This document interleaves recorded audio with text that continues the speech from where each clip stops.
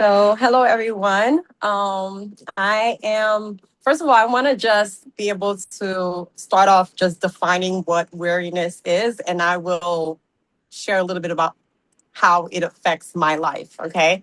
So, first of all, um, according to the psychologists, they basically define weariness as a complex state of depletion, often referring to a more profound, persistent exhaustion that it's more than just simply being tired. Mm, It is a physical, mental, emotional, um, underlining issue, more than just needing rest, because I've tried that. There are different types of weariness. There's a mental fatigue where you're persistently, like consistently exhausted. Um, you're you're basically running on overload. Your concentration and decision making is not there. It's called the brain fog moment. There's also an emotional exhaustion. For me, that's where a lot stays because I play a whole entire movie in my brain a lot. And this type of weariness basically stems from being overwhelmed, or painful emotions such as grief, loneliness, anxiety, anger, which are some of the different things that I struggle with. And basically overextending yourself, feeling drained. And then there's wired and tiredness. When mm, I'm like running on 100 miles per hour because of my, ADHD brain, and so it's prolonged stress, feeling like physically exhausted. And sometimes that can be where I can just like come in and just sit down on the couch and I wake up the next day. I didn't even make mm, it to bed. And mm, that would happen very often. And I don't mm, even realize when I'm actually about to hit that stage yet. It just, boom, I'm here and then I'm gone, mm, And then there's a different type of weariness that's dealing with dissatisfaction and boredom, where mm, you just feel like nothing, everything just bothers you. Like somebody mm, breathes, they bring the wrong way. And it's like it's mm, getting on your nerves. And you feel disconnected to people, different things, just a grogginess all the time. And then there's the Jugayan perspective. It's like a soul weariness. An analytical psychologist by the name of Carl Jung states that this is a deeper form of worry where it's like it's affecting your soul. Your soul is exhausted. And that basically arises from living a life that does not align with your authentic self, not realizing who you are and who you are in God and living that double life. It can be very, very exhausting. And so, these are different ways that we do get worryful. But I love the scripture that is in Matthew 11:28 to 30. It says, "Come to me, all you who are weary and burdened, and I will give you rest." And so like I didn't really understand what rest means. I'm like, okay, I'll go to sleep on time this time around, but I wake up even more exhausted. I feel like my times with God is just like I get so exhausted because I feel like I'm not getting anything out of it.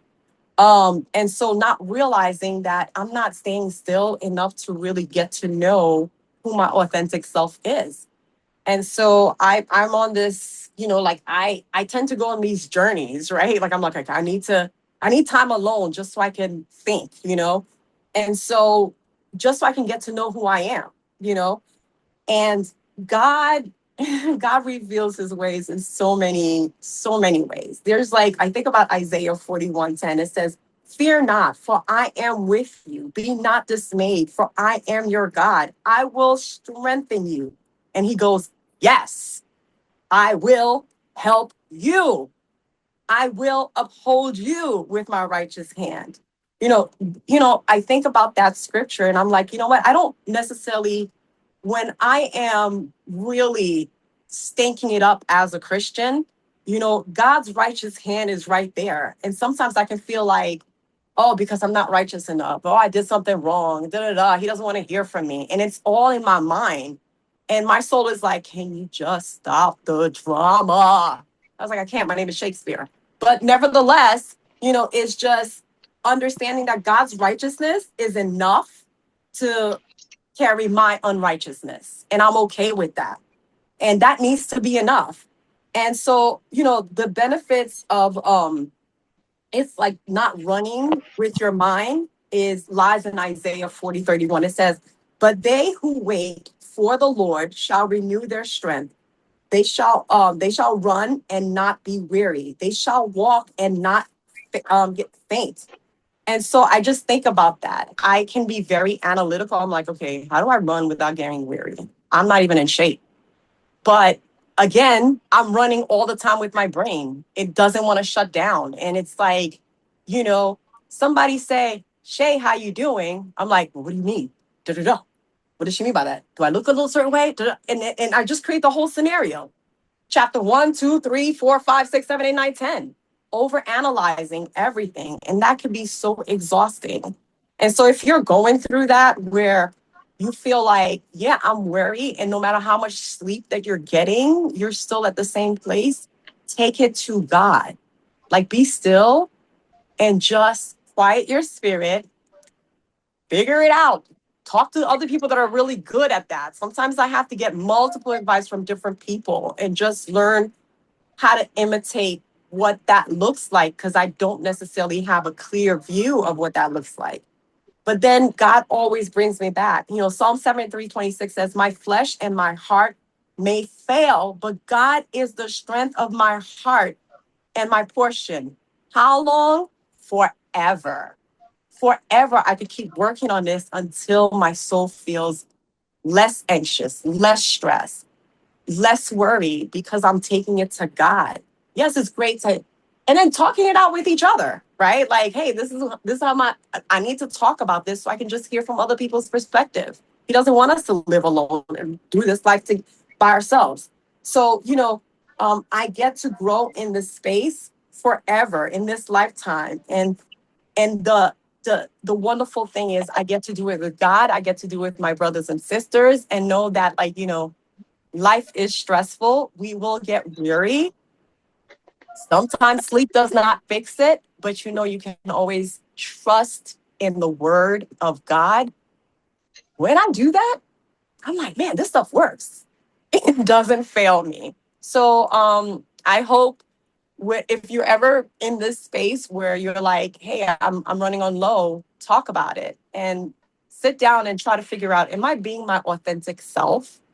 What is really stressing me out? How do I shut my brain and just welcome other people into that space, and don't crash on the couch like I often do? All right. So that's all I just wanted to share with you guys.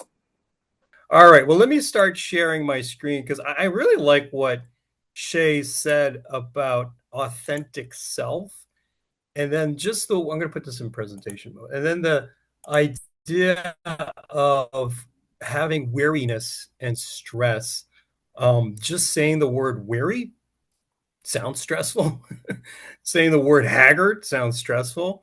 So certainly it's great, the description of weariness, and we've all been there.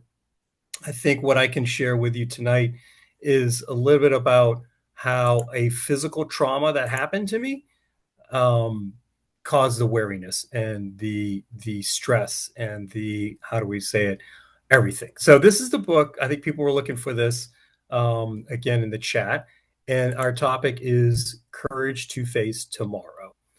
So for those of you who are at Sunday service and you heard me do communion, and if you didn't, don't worry, I'll touch upon it again. I did describe that, 5 months ago, I did have an accident.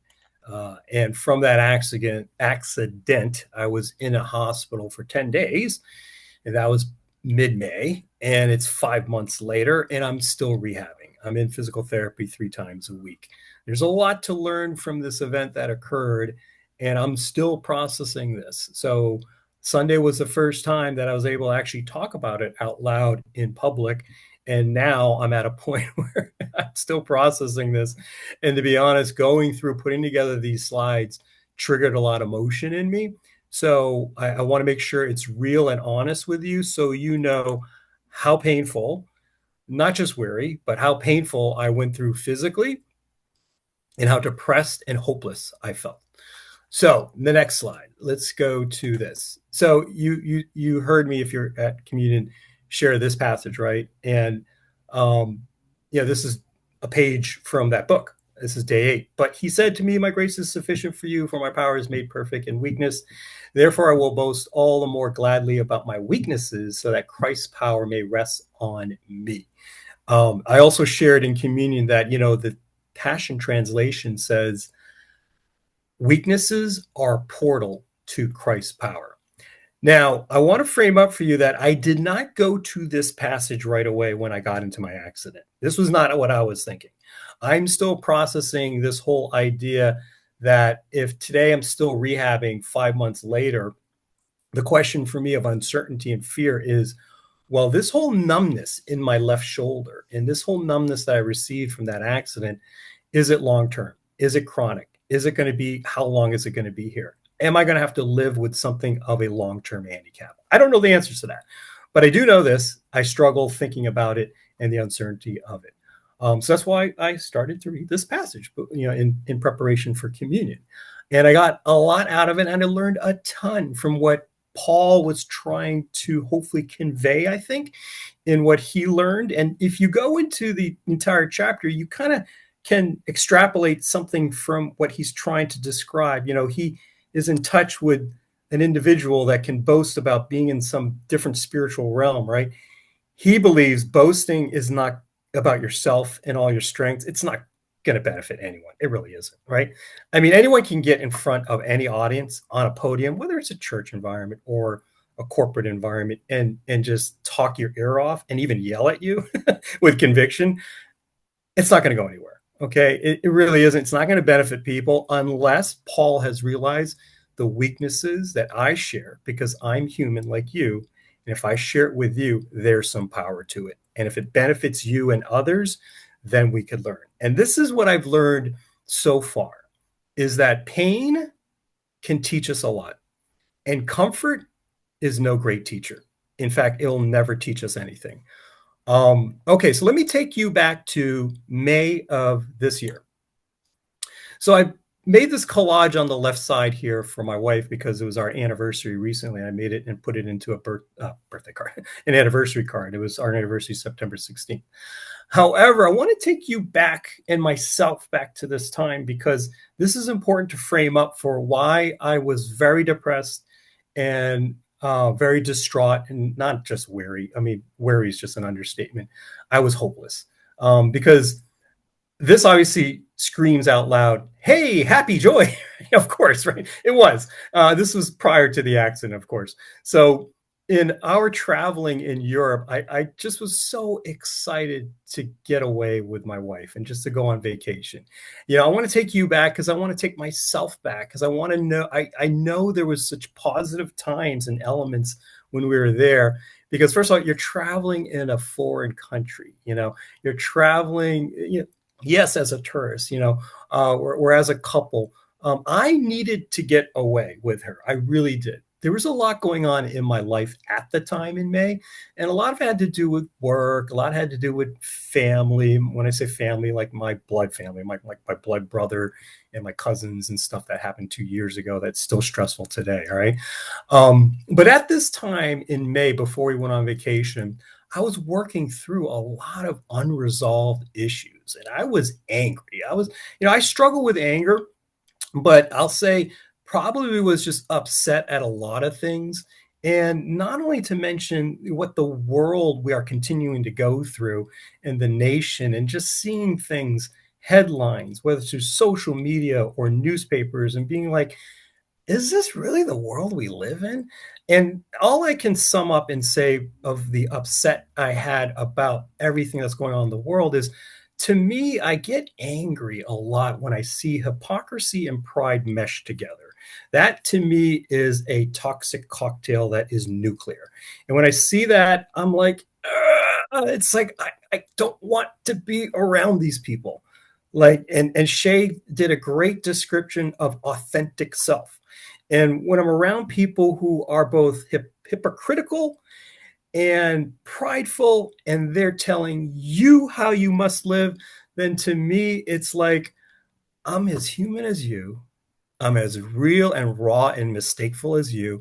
And how dare you tell me or control me on how I should live? Okay.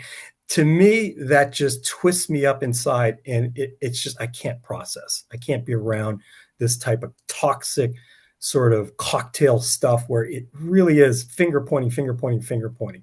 So there was an element I had that also at work. Okay. And I'll just keep it brief because I'm not here to talk about the bad things I had at work at the time. But let's just say the individual who oversees me at work was an individual who had, claims he has Christian values. And today I'm resolved with this person. But at that time in May, that individual caught a lot of my social posts and was telling me how to do things and controlling my silence and doing a lot of finger pointing when I had tried to communicate to the individual, I'm just trying to help out in society, help people who are marginalized. That's all I'm trying to do. And I was being silenced and it was frustrating. So that's all I need to say about that is, and all I need to tell you is I was at a point where I was trying to fix things. I was chasing things and it was stressful. It was worryful. So I couldn't wait to go on vacation. And so we went on vacation and the picture on the right side, if you see the two wine glasses, is about 8 days into our vacation in Italy. Went both to Rome and Umbria and also Tuscany, these regions where we traveled. This is a photo from our resort where my wife and I had just finished cooking classes. And I take this photo at this time for a reason, because the moment I took this photo, I said to myself, okay, if Jesus himself would fly down on a horse from heaven and the horns would blow and he'd say, the book of life is closing up, I'd say, perfect. I feel like I'm in heaven right now with my wife enjoying this wonderful lunch, this organic meal of these pea pods picked straight from the Italian farm that came right to our table, that we went to cooking class. We cooked our own pasta. We're drinking fine wine. I said, perfect. I had a great life. Take me down, Lord. Take me now, Lord, right? I also said things like, hey, if the leaders of the world wanted to start World War III right now, that's okay. I'm in heaven right now. This, you can take me now. This is a good time. I took this photo saying, life is good. Even though you say you see an individual here who's happy and on vacation with his spouse, deep inside, I was in turmoil. I was upset at a lot of things. Family. When I say family, there's some stuff going on internally with my blood family, my blood brothers from 2 years ago.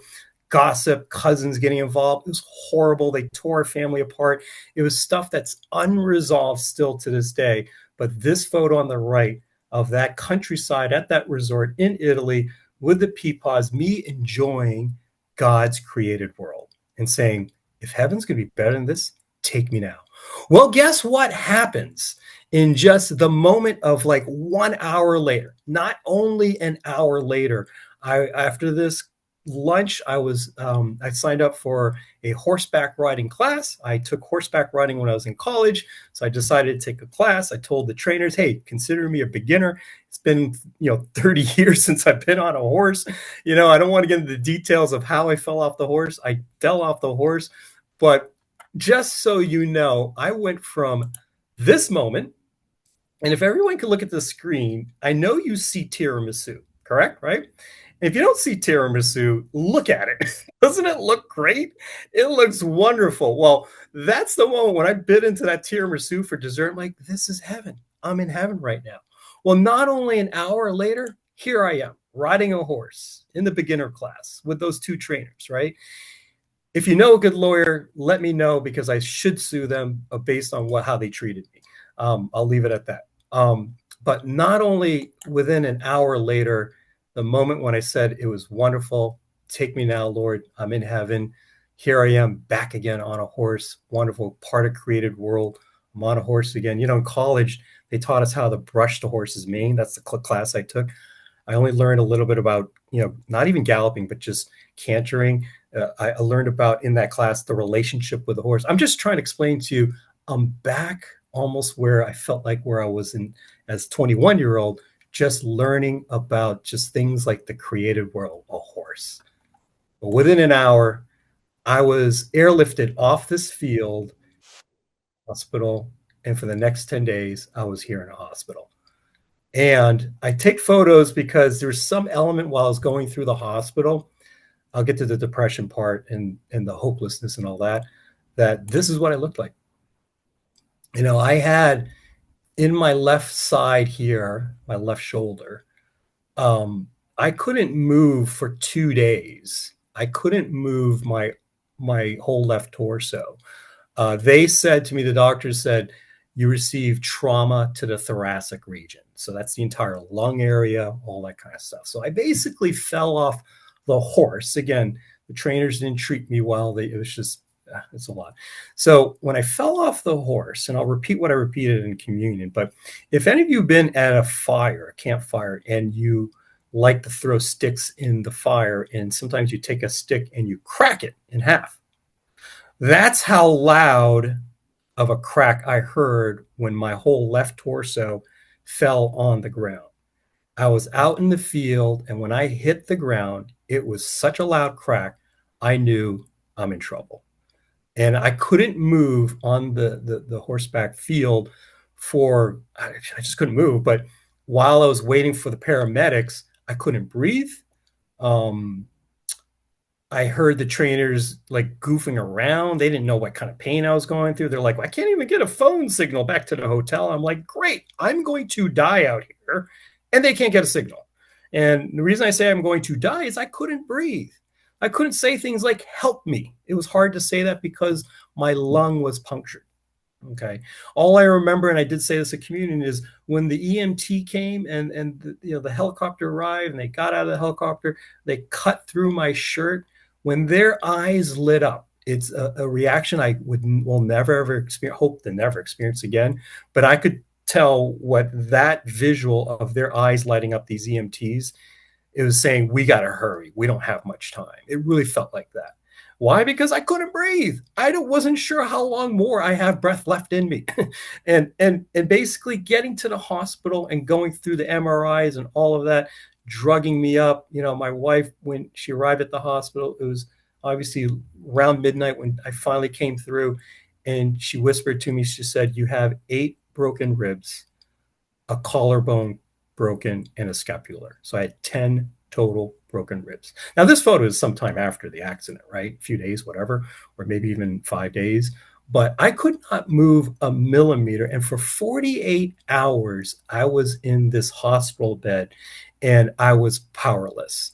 I went from that photo that you saw of me sipping wine with my wife and having farm to table fresh green peas to saying, I'm in heaven, to now I'm like in purgatory. And all of the emotion and the wariness, of course, and all of the thoughts that came through my mind. Well, first of all, you got to understand, in a hospital in a foreign land, they don't speak your language. Okay. So you don't speak their language. And little things like seeing this was their chaplain, and seeing him dressed as a first century disciple. I was like, oh my gosh, these little things of like, God is here, right? I had to grasp onto little things, very minute things, to fight the pain that I was going through. I want to land here and show you that you can't see it, but as I'm looking out of this onto, the wall on the other side here, on the right side, there's a TV, and of course it's all in Italian, so I can't watch TV, right? So I'm sitting there for 48 hours, not moving, a tube stuck in me, countless x-rays, them telling me you have multiple fractures, this and that, you're going to heal naturally, but it's going to take time. And they said to me words like, you'll have 3 months full recovery. Now it's been 5 months. It's not full recovery. So I'm still asking questions like, how long is this going to be? This numbness that I feel, it's not normal. I don't dress normally anymore. It takes time. Sometimes I walk around, and it's not so much it impedes my work, but when I'm idle, I'm just watching TV, I'm like sitting there going like, this is still kind of going, there's stuff going on here, and it's painful. Or it's not painful. It's awkward. It's just not normal. But for the entire 10 days, I will say this, the only thing that I could stare at because I didn't have a TV. I had basically spotty Wi-Fi, so my phone sometimes worked or not. I was powerless. I was immovable. I was on morphine for 4 straight days. Every time I moved, it felt like I had a bag of broken glass in my left torso. Everything felt broken. The only thing that I was able to stare at was a cross on the wall. And of course, I had all that time to think, think, think, and think. So I want to go back to the slide and take you through, again, some moments that I thought about. This is day 14 from the book, Courage to Face Tomorrow. Be strong and courageous. Do not be afraid. Do not be discouraged. The Lord your God will be with you wherever you go. Now, it's great that that's in the Bible. But when I was going through the hospitalization and I was on morphine and I was going through physical pain, did I immediately turn to this page? And did I immediately go through, great, I'm going to be strong and courageous and I'm not going to fear? The question is, did I do that? The answer is, of course not. Of course not. Because in my experience, I don't know about you, is I don't wake up once in a while saying, hey, I wonder what it's like to be handicapped and have 8 broken ribs. What's that feeling going to be like? I didn't prepare for this, right? Nor did I ever have an experience where I had 8 broken ribs, right? They say it takes 11 seconds to breathe. So every 11 seconds or 8 seconds, whatever the doctor said, every 8 or 11 seconds for those first 2 days, I was in pain every time I breathed. All right. So it forced me to think of things like, if I can only breathe normally again, if I can get back to normal, that would be stability for me. So what did you do, Carlito, to face tomorrow when everything felt like, to me, uncertainty? Uncertainty of what?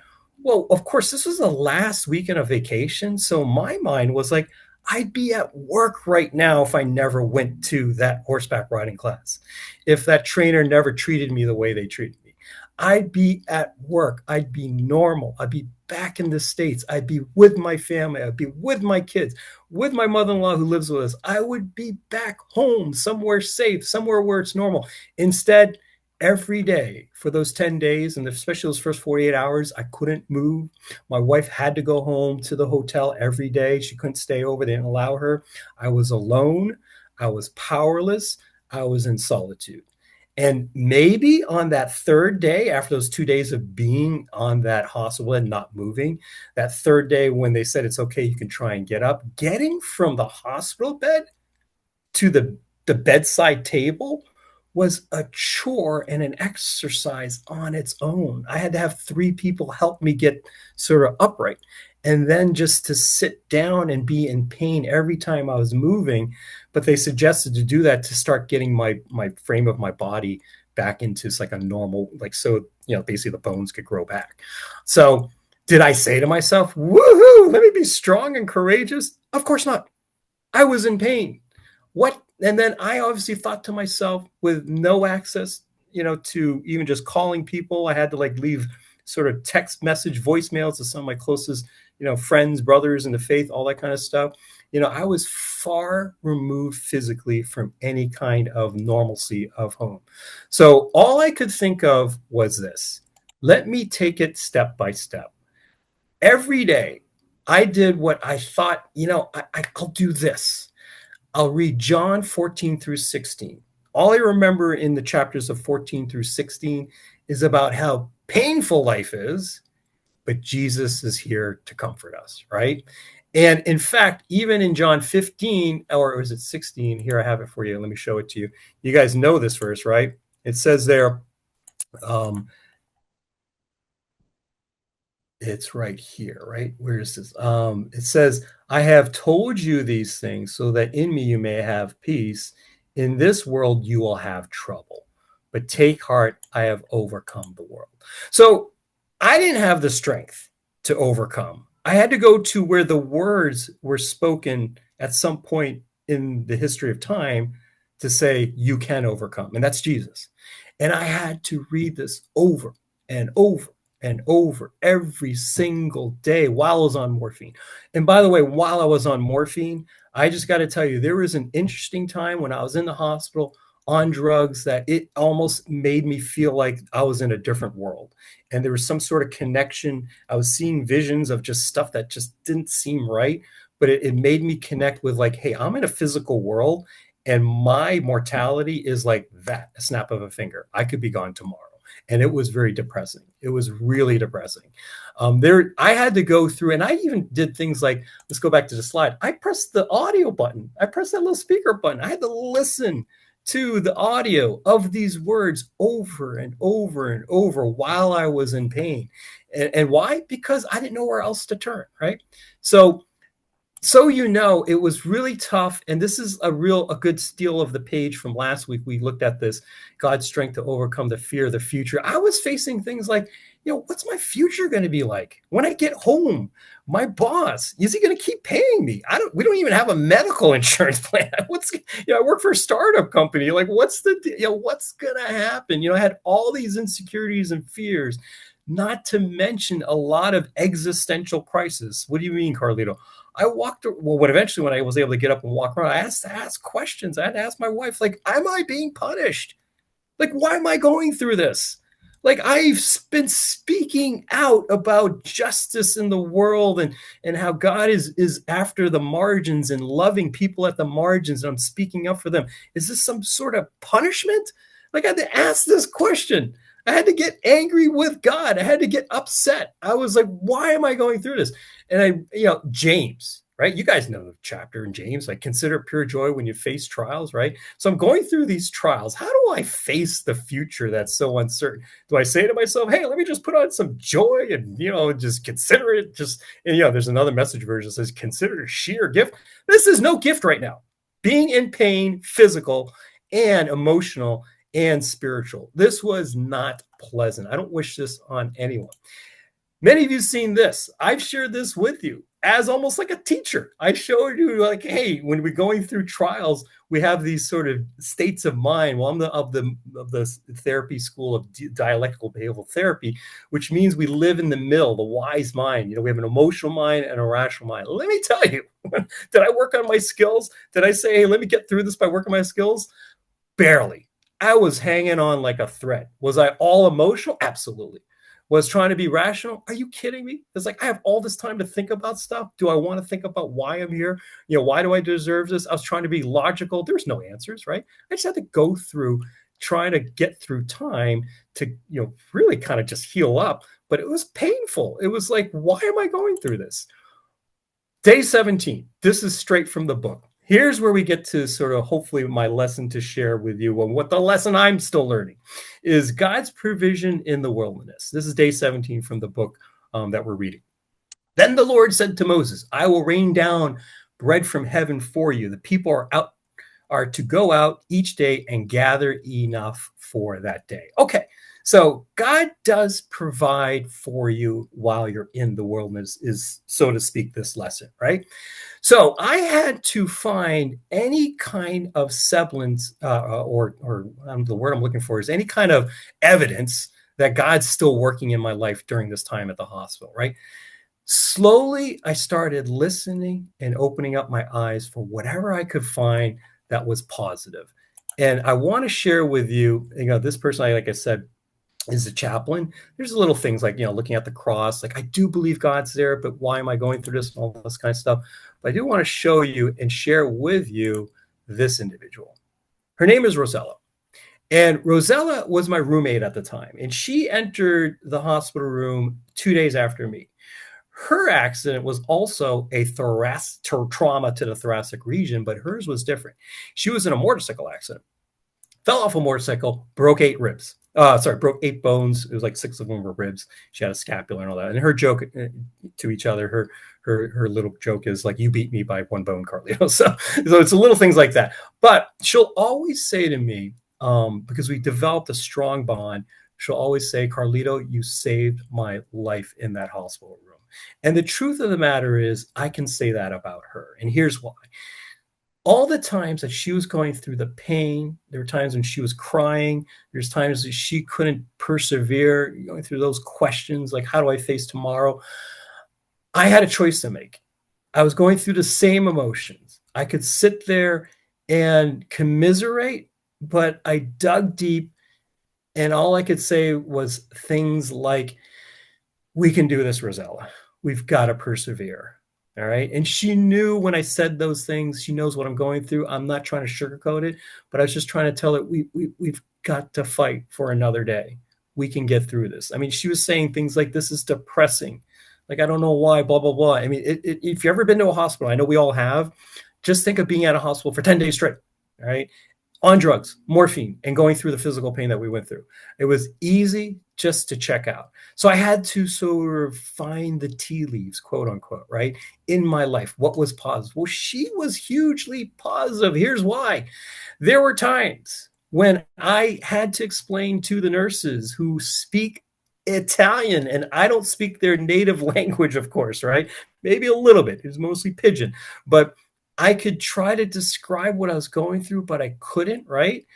She stepped in. She actually in college was a linguistics major. She studied English. You know, she's born in Italy, but as a lawyer and working for a global law firm, she speaks multi languages. So it was her to her pleasure and joy to step in and translate. But she caught a few instances when she said to the nurses, "No, no, no, no. He's saying this."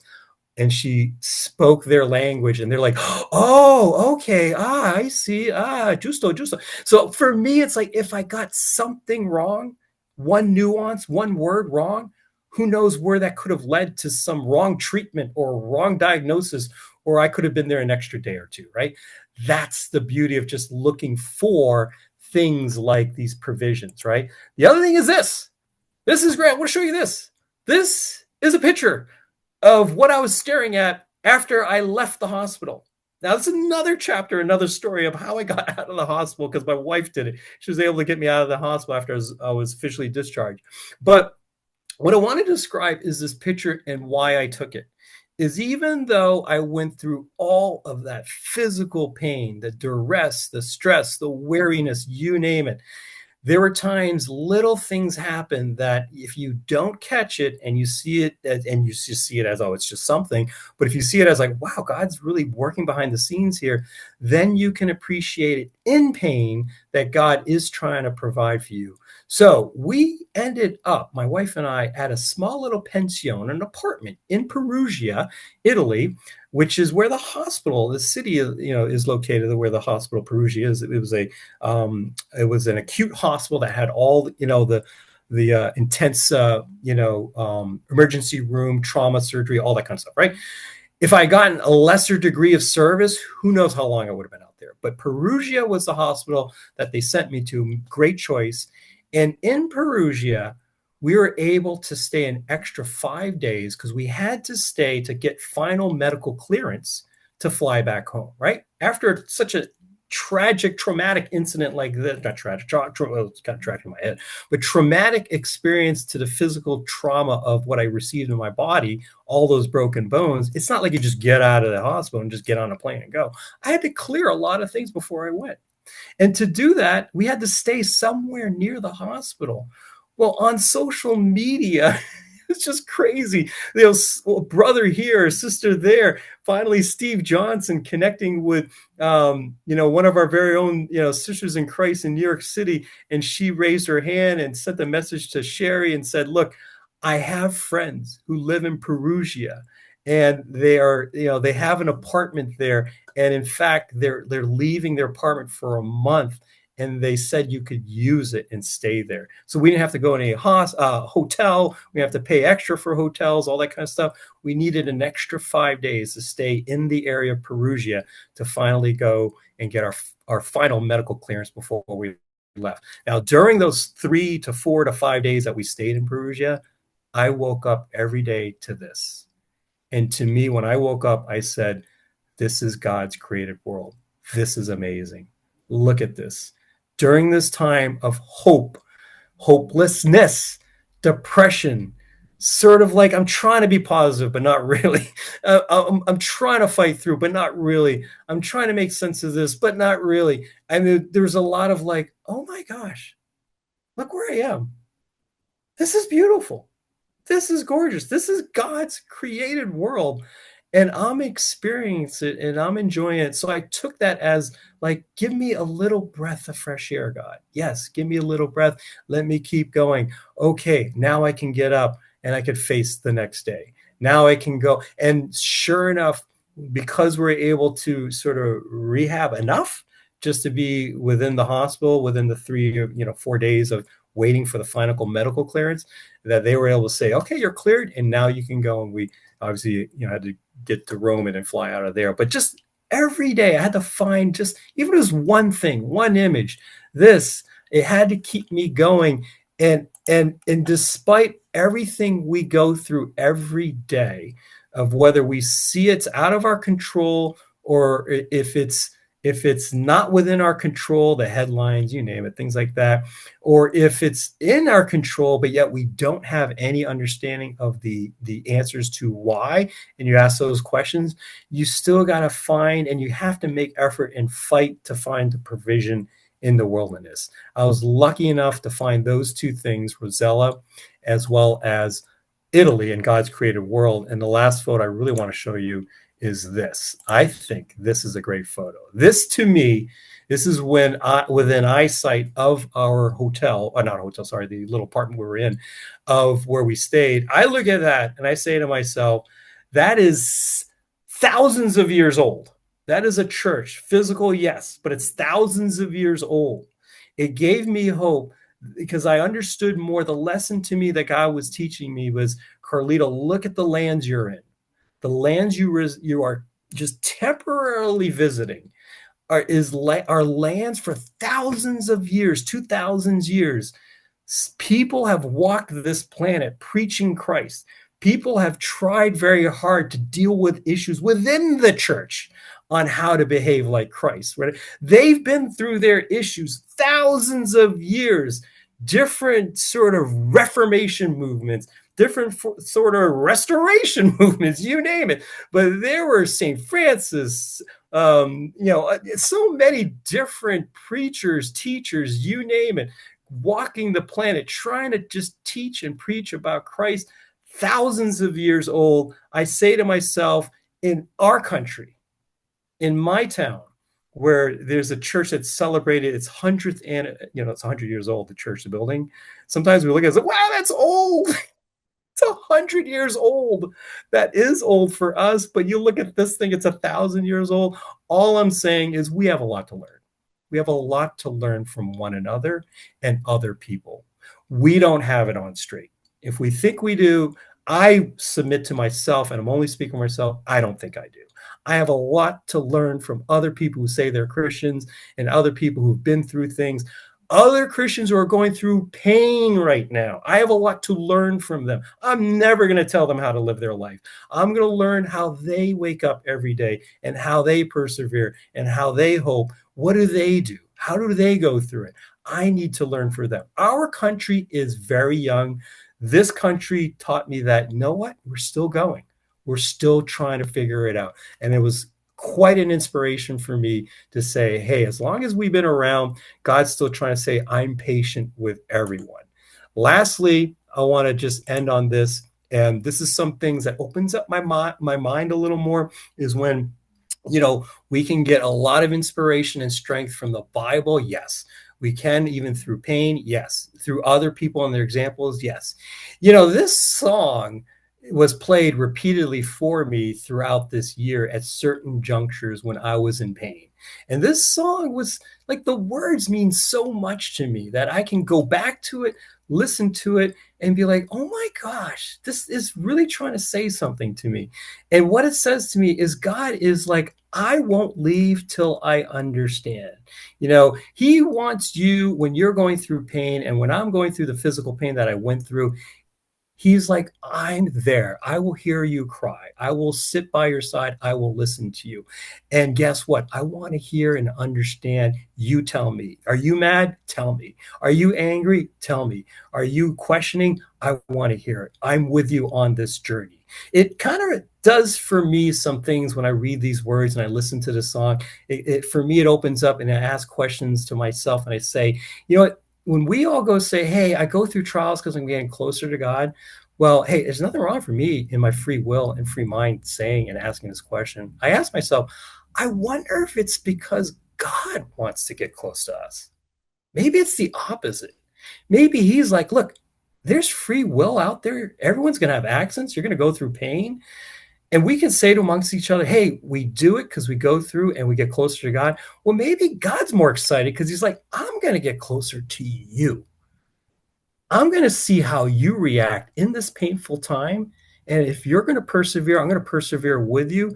I'm going to give you provisions if you see it and if you find it. And guess what? I mean, because it kind of speaks to me a little bit what Dave Mitchell was saying on Sunday. There is joy in the slowdown, but stress is in the speed up. So coming back to the States for me has been like, I'm not in a rush for anything because my life could be tomorrow as quick as a mist and a snap of the finger. So I'm just going to keep listening for all the positive things and all the cool things, and especially the things that comes from God. And what I've learned the most is through pain is where pain you learn the most, especially in your relationship with God. And comfort won't ever teach you anything positive, I don't think. It's not going to be a great teacher. Okay, so that's it. That's all I have to share with you. I'm going to stop sharing here because I know I may have gone on talking and talking, but it was really kind of, I thank you, is sort of like a process for me to kind of revisit this. I never wanted to go back to those photos at some point, but then I was able to because it's 5 months later. And at the same time, I'm able to process this and kind of share with you, what God's teaching me. All right. And I hope it helps you. That's really the goal of this, is I hope it helped you in any small way, because I know there is pain out there. And so, as a certified crisis counselor, I'm wearing my little, sweatshirt right now, crisis text line. I know that things we do in certified, things we do also in certified peer mental health coaching, like Sherry's a certified, Chuck, things we do in the ministry presence, we listen, right? As crisis counselors, we listen. I just want you to know that pain, whether it's emotional, physical, spiritual, pain is real. It's valid. It's raw. It's emotional. It's hurtful. It's never to be minimized. The thing we all can relate with together and be unified on is that emotion. How you got there, I'm not going to judge you. How we all got to that pain, I don't think anyone should judge us. How we got there is because it's free world, free will, free this, right? There's accidents. It's going to happen. We should never judge each other on each other's pain. What we should do is, if we relate to the pain, because you know what? The pain that you're feeling, I may have never had some broken ribs or broken whatever, that kind of stuff. But the pain, tell you what you described, I went through that too. And this is what happened to me. Now we can be unified and relate, and we can comfort one another, and we can have compassion for one another. I think that's what we can learn, is through pain, through each other. We're just as human, and let's help one another continue in this fight, in this battle. And that's all I have for you tonight.